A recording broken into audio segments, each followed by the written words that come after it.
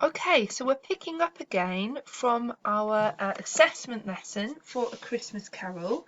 We are looking at this exam question, starting with this extract. How does Dickens present the power of the supernatural here and elsewhere in the novella? This is the extract that we were starting with. We have gone through and we have looked at in detail in the previous video of how Dickens is presenting the power of the supernatural and its effect upon Scrooge in the extract that we're presented with to start our essay with. So we're going to move on now and we are going to think about, okay, so where does Dickens present the power of the supernatural in the middle of the novella? And we're going to think about the middle of the novella, and obviously it's a very broad term. And as I was thinking about it, off the top of my head, three examples came to my mind of where we clearly see Dickens presenting the power of the supernatural. The first thing that came to my mind was the power of the first ghost, the ghost of Christmas past, when he forces Scrooge to relive his past. He forces Scrooge to look at his past again. And Scrooge pushes the cap down upon the spirit's head as he cannot bear the light and the truth any longer. So we see that the ghost's power that's made him look at his past has caused Scrooge pain, but he's been forced to look at the truth. Another example of where we see the power of the supernatural is the powerful incense of the second ghost that imbues the poor with joy and happiness. And although they have very little, they're very poor, the ghost's power allows them to truly enjoy Christmas and feel thankful. And lastly, I thought, well, actually, the appearance of that last silent ghost, the ghost of Christmas yet to come, this ghost terrifies Scrooge by his power to show the shadows of the future, including Scrooge's own lonely, pitiful death. So those three came to my mind off the top of my head. And I thought, actually, I'm going to focus on the second one. I'm going to focus on the incense that the ghost of Christmas present uses to give joy to the poor at Christmas time.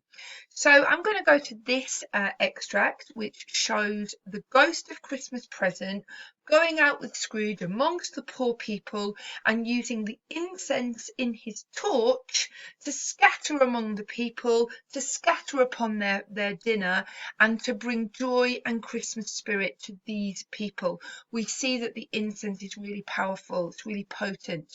So pause the screen, look through this extract in detail, particularly focus there on the yellow text that I've highlighted for you. Pause the screen now. Okay, so let's have a little look at this extract in depth, because we know for this question we're going to want to be talking about AO2, that's the writer's methods and the effect they create for the reader. So what have we got here? Well, first of all, Dickens is using this incense as an extended metaphor for the power of Christmas spirit and God's goodness. Remember, Dickens is a strong Christian. This book has a strong Christian message.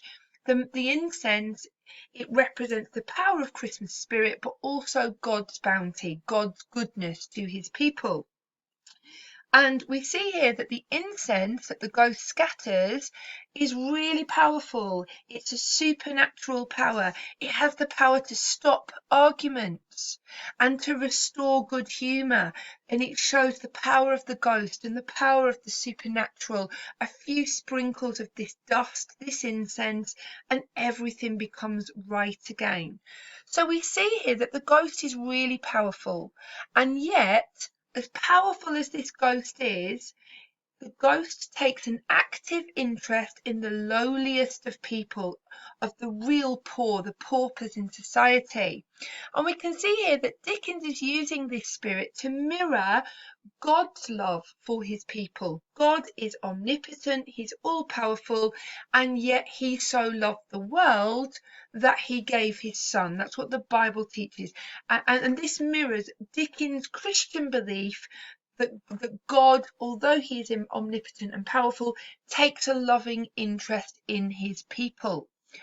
We've also got here the ghost using his power to meet the need of the poor, scattering it on the dishes.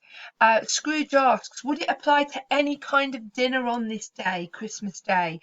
The ghost replies, to any kindly given, to a poor one most. Why to a poor one most? Asked Scrooge. Because it needs it most. So the ghost is using his power to meet the need of the poor. And this really contrasts and juxtaposes with Scrooge's refusal to help the poor. Scrooge could help the poor, he's very wealthy, he's very rich, and yet he chooses not to. So this ghost is a complete foil to Scrooge and Scrooge's avarice and misery. Now we know that this novella is jam-packed full of Christian teaching. There is a huge message here. Dickens is making a message here that we should share what we have kindly with others. We should give to the poor. We should support our neighbour. We should live in fellowship with one another. These are Dickens's big ideas stemming from his Christian beliefs. So let's summarise this extract. So when you look at the middle of the novella, if you look at this extract, and I would strongly urge you to because you have the preparation here, we're going to think about the what and the how and the why. Now clearly you are going to have to go into more detail than this, but this gives you an overview. So in this extract that we've just read, we see that the supernatural beings, the ghosts, they are all powerful, they are omnipotent. And yet they choose to take an interest in mankind, especially the poor, the paupers. So we see that the power of the supernatural is benevolent. It is a good power. It is kindly meant. It is a benevolent force, a good, positive force in the world. And Dickens here is using the second ghost. He's showing that the ghost is using his power to help the least fortunate. He's using his incense to bless those most in need. And we're going to think about the method. What in your essay you're going to want to think about the writer's methods in this extract and the effect they create for the reader. And we're going to want to think about Dickens's big ideas. Dickens in this extract wants us to see that the supernatural are omnipotent, that means all powerful, but yet they choose to help mankind and are a force for real good and benevolence in the world. So how is Dickens presenting the power of supernatural? As a benevolent force, as something that helps and nourishes and protects the poor. So we've looked at the start, we've looked at the middle, we now come to the end of the novella, and we need to think about where at the end of the novella do we clearly see the power the supernatural has had over Scrooge. Now, we are going to focus on stage 5. Stage 5 is all about the transformation of Scrooge. He has gone from being a bitter, avaricious, covetous old sinner at the start of the novella, and he's gone through a complete journey of change, and at the end, Scrooge is a different man. And this change is a miracle. It's miraculous. The ghosts have completed a miracle because the worst of all sinners have been saved and transformed. So we see that the power of the supernatural is colossal. It's immense. It's huge. So let's have a little look at some key moments from stage 5 where we see the power that the supernatural has had in completely changing Ebenezer Scrooge. So we've got here when he comes back into his bedroom, he's sobbing, he's crying, he's on his knees in supplication, and he makes a pledge that he will live in the past, the present, of the future. We have here Dickens using these copious similes. I'm as light as a feather, I'm as happy as an angel, I'm as merry as a schoolboy, to really get across Scrooge's joy and thankfulness that he's been given this second chance. We're not going to drill down into this extract in too much detail because our lesson yesterday did that. So if you need any reminders about this extract, go back into lesson 11 and look at the end of it all. We've also got here his encounter with Bob Cratchit, and we've got here this lovely bit from Dickens at the end where he, as narrator, reassures us that Scrooge's transformation is permanent. It's not a passing whim, it's not a one-off, it's not short-lived, it's permanent and it's real. He tells us, Dickens as narrator, tells us that Scrooge lived upon the total abstinence principle. What that means is that Scrooge never again became that cold, bitter old man he was at the start. He always knew how to keep Christmas. So pause this, read through this slide in detail.